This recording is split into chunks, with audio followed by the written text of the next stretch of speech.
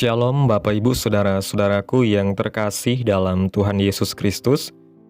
Selamat malam, salam sejahtera untuk kita semua, dimanapun saudara-saudara berada. Selamat datang kembali di Renungan Kristen pada malam hari ini. Kiranya kekuatan dan sukacita oleh Roh Kudus melimpah dalam hati dan kehidupan saudara semua, dan semoga saudara semua dalam keadaan sehat-sehat selalu. Pada malam hari ini, sebelum kita mendengarkan renungan firman Tuhan, mari terlebih dahulu kita berdoa. Terima kasih Tuhan Yesus yang baik, Bapa di dalam kerajaan sorga, Bapa yang ajaib dan kekal, Bapa yang kami puji dan kami tinggikan. Kami mengucap syukur ya Tuhan, oleh karena pertolongan-Mu di sepanjang hari.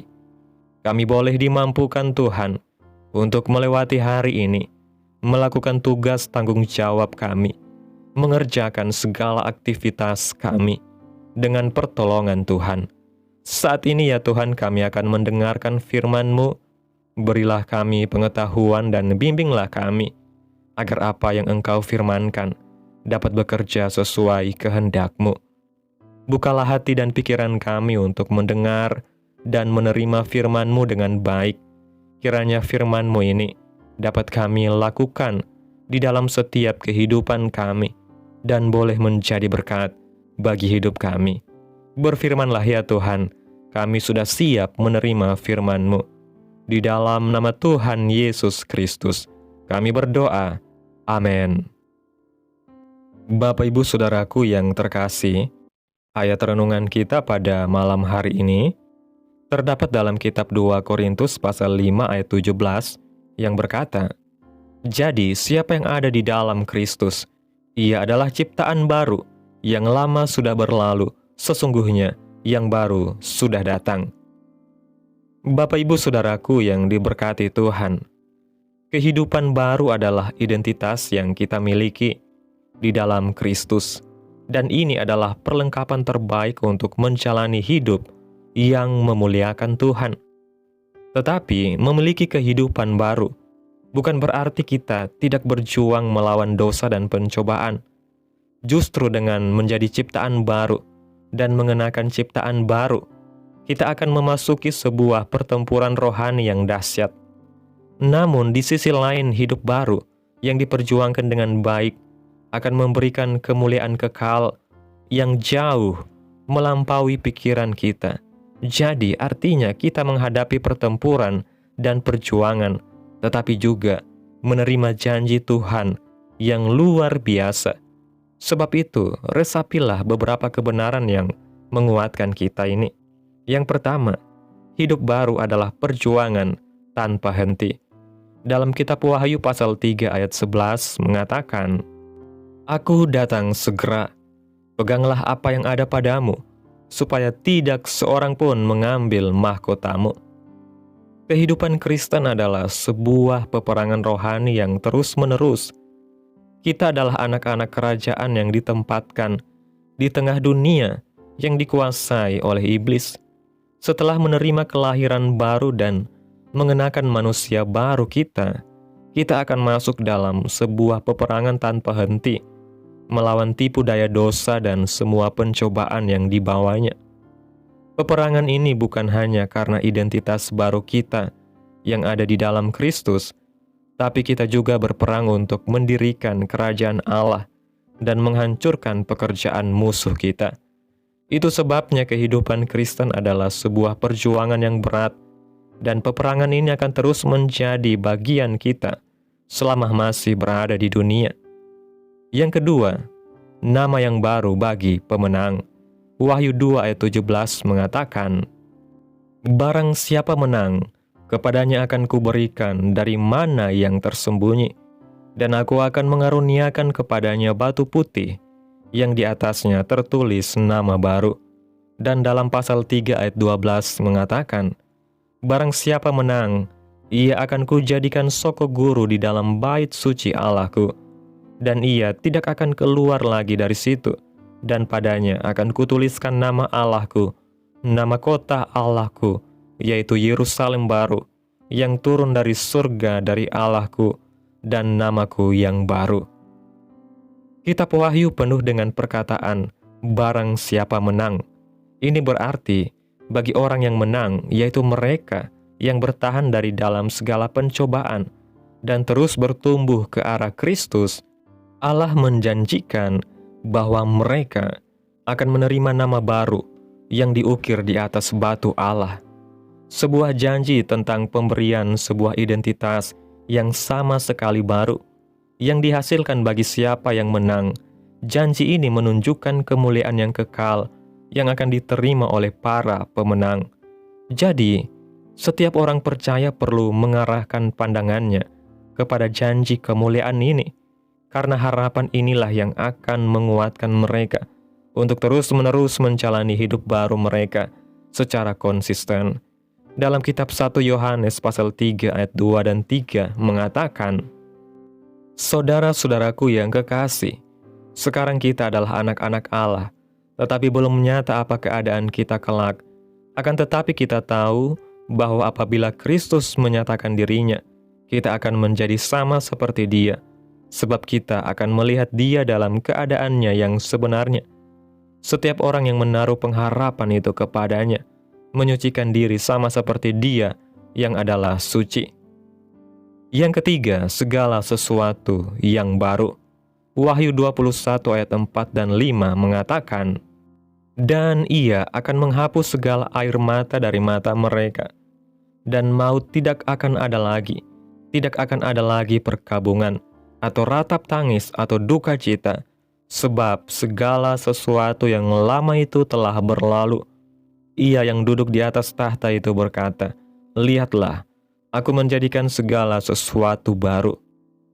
Bapak Ibu Saudaraku yang diberkati Tuhan, inilah janji yang paling indah di dalam Alkitab, yaitu langit dan bumi yang baru, Yerusalem yang baru, dan segala sesuatu dijadikan baru. Semua yang menyakitkan dan menyedihkan, segala dosa dan kejahatan akan berakhir. Allah akan menghapus maut. Ini semua menunjuk pada sebuah kehidupan yang baru, yang sempurna, sehingga semua yang lama akan benar-benar berlalu dan dilupakan untuk selamanya saat yang baru sudah datang. Oleh sebab itu, biarlah janji ini menguatkan kita semua. Kehidupan baru dalam Kristus adalah sebuah anugerah yang tak ternilai, tetapi juga sekaligus sebuah panggilan untuk berjuang di dalam iman. Kita tidak dipanggil untuk hidup santai atau sekedar menjalani iman sebagai tradisi, melainkan untuk berjuang menghadapi pertempuran rohani yang sesungguhnya. Setiap hari kita diperhadapkan dengan godaan, tipu daya, dan jebakan dosa yang ingin menarik kita kembali kepada manusia lama. Namun, justru di tengah pertempuran inilah identitas kita sebagai anak-anak Allah diuji dan diteguhkan.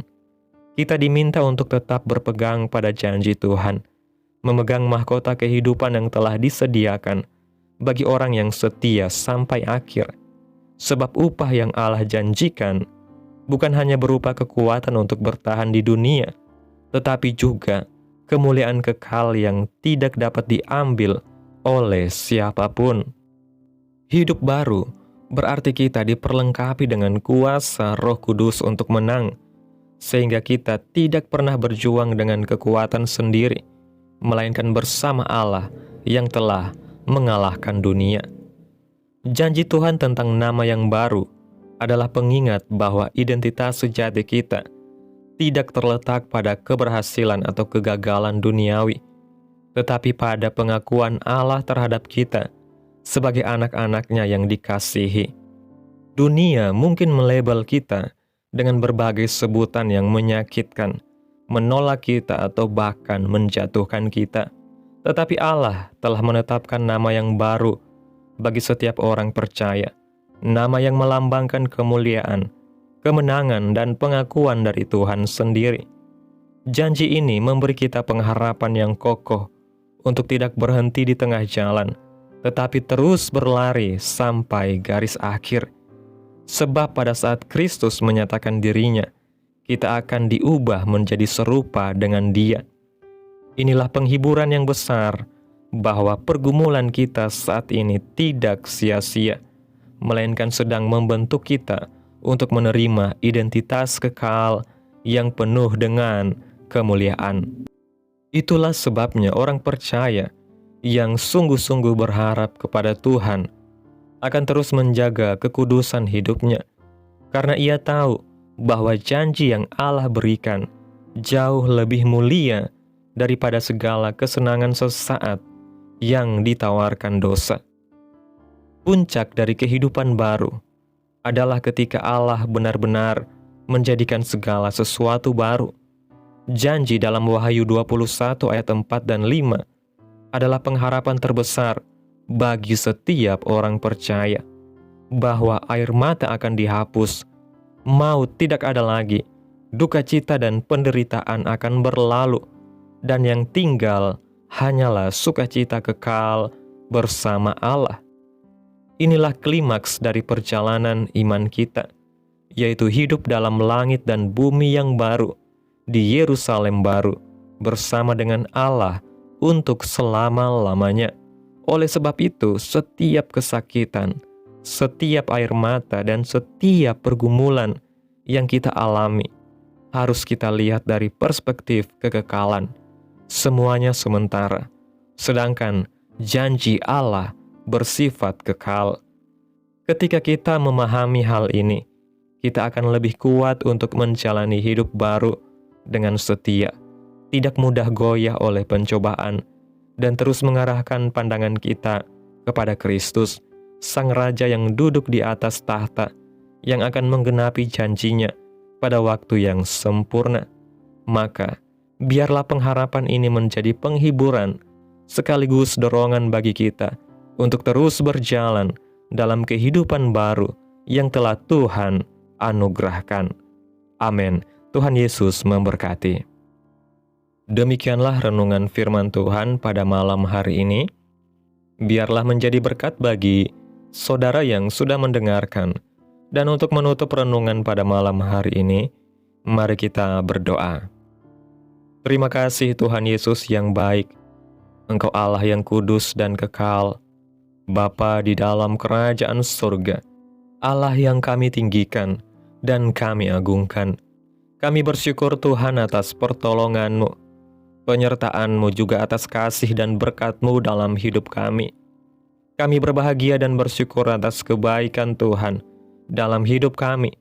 Terima kasih buat penyertaan-Mu Tuhan di sepanjang hari yang telah kami lewati hingga pada malam hari ini. Kami boleh bersyukur lagi di hadapan Tuhan melalui doa dan renungan pada malam hari ini. Terima kasih buat firman-Mu. Kami bersyukur untuk kehidupan baru yang Engkau berikan kepada kami di dalam Kristus Yesus. Kami menyadari bahwa perjalanan ini bukanlah perjalanan yang mudah, karena kami harus berjuang melawan dosa dan pencobaan setiap hari. Namun kami percaya Engkau sudah melengkapi kami dengan kuasa Roh Kudus dan janji yang kekal. Teguhkanlah iman kami agar kami tidak goyah. Kuatkan langkah kami agar kami tetap setia sampai akhir. Dan tolong kami untuk selalu mengarahkan pandangan kami kepada Yesus Kristus, Sang Penebus kami.